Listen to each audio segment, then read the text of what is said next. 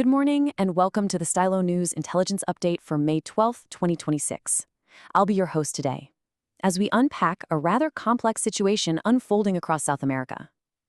This morning, we're bringing you a calm, comprehensive, and entirely impartial look at the shifting geopolitical and security landscape in the region. We're going to examine the primary patterns of illicit events, see how regional decision-makers are responding, and track the rippling effects that are impacting citizens locally, nationally, and internationally. Now, before we get into the briefing, I'd like to quickly thank our sponsor, ProWave AI. They're the developers behind Stylo News, which is an incredibly advanced AI-powered open-source intelligence program. They also bring you Stylo News, the commercial platform that delivers these exact kinds of insights right to you on the web and through their mobile apps. All right, let's dive right into it. Today's explainer is going to cover 5 key areas. We'll start with an update and regional overview, move into a multi-level impact analysis, look at the decision-makers and their strategies, gauge open-source sentiment, and wrap up with our future outlook and watch list. So let's begin with our first section, the update and regional overview. Over the last couple of weeks, our intelligence gathering has brought a highly active threat landscape into sharp focus. When we look at the high-confidence estimates, the primary operating zones for cartels and transnational criminal groups are still heavily concentrated. We're observing a lot of sustained activity right along the Colombia-Venezuela borderlands, especially in the Arauca sector. Down in southwestern Colombia, places like Cauca and Nariño remain major focal points for insurgent and narco-finance violence. And if we look a bit further south, Ecuador's northern border is heavily contested right now, while the corridors between Peru and Brazil continue to act as crucial logistical lifelines for these networks. And this brilliantly illustrates the sheer scale of the tactical operations happening right now to counter those networks. It's truly massive. In Ecuador, the crisis is so severe that they've had to deploy 75,000 troops just to combat cartel violence, bringing in curfews and sustained operations. Meanwhile, over in the Peru-Brazil theater, joint forces recently pulled off a huge seizure, intercepting nearly 9 tons of drugs and weapons right in the Amazon. That really confirms how active cross-border trafficking is right now. And over in Colombia, authorities are actively destroying critical infrastructure tied to the ELN insurgent group, which directly disrupts their cocaine-funded operations. Moving on to Section 2, let's take a look at the multi-level impact analysis. Because, these events don't just happen in a vacuum. They produce real cascading effects. At the local level, the human cost is absolutely heartbreaking. In Colombia's Cauca province, a devastating bomb attack on the Pan American Highway recently claimed at least 14 lives and injured dozens more, including children. On a national scale, Peruvian police scored a major victory by dismantling 2 large human trafficking networks tied to the Venezuelan criminal gang Tren de Aragua.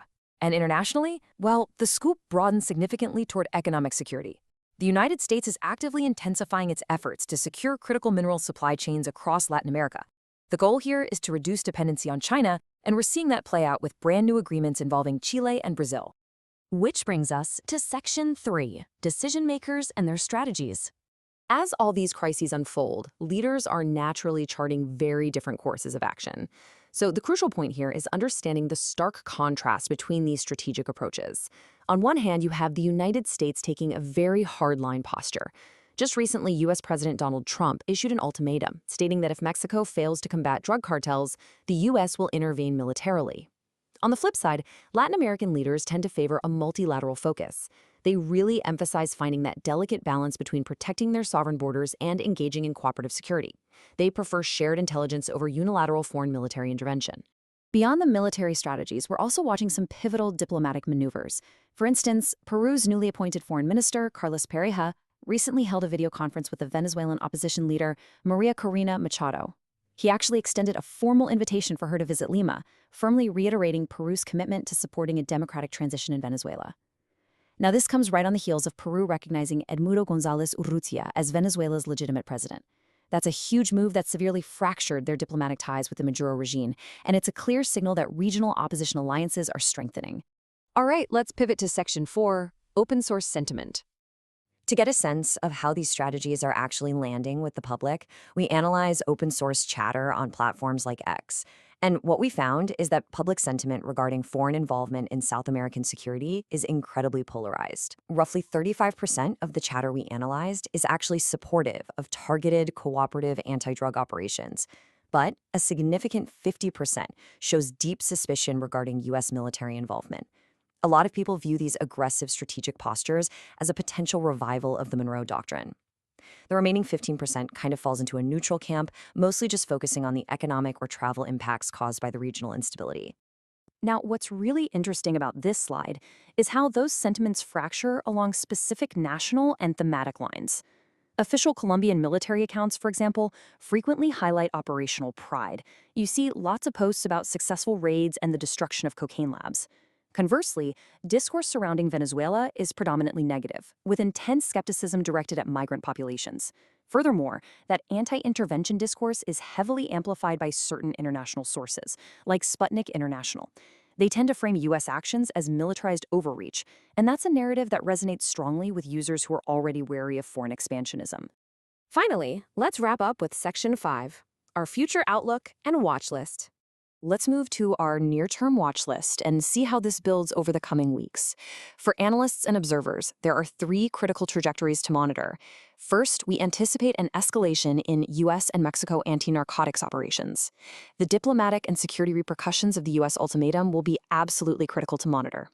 Second, keep an eye on the ongoing implementation of those critical mineral agreements across the hemisphere as the U.S. works to secure its supply chains.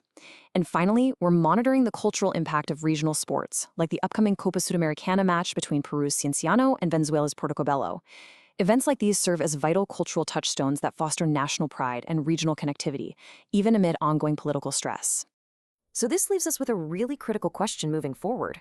Are the regional alliances in South America shifting fundamentally, or are they simply adapting to the new pressures of transnational crime and superpower rivalry? The answer to that will undoubtedly shape the future of hemispheric sovereignty. We thank you for joining us for this early morning briefing. This explainer serves as a lead-in to our comprehensive daily intelligence updates. To dive deeper into these events, please subscribe on your favorite channel or get AI-powered news on demand by visiting stylonews.com. I'm your host, wishing you a calm, informed, and secure day ahead.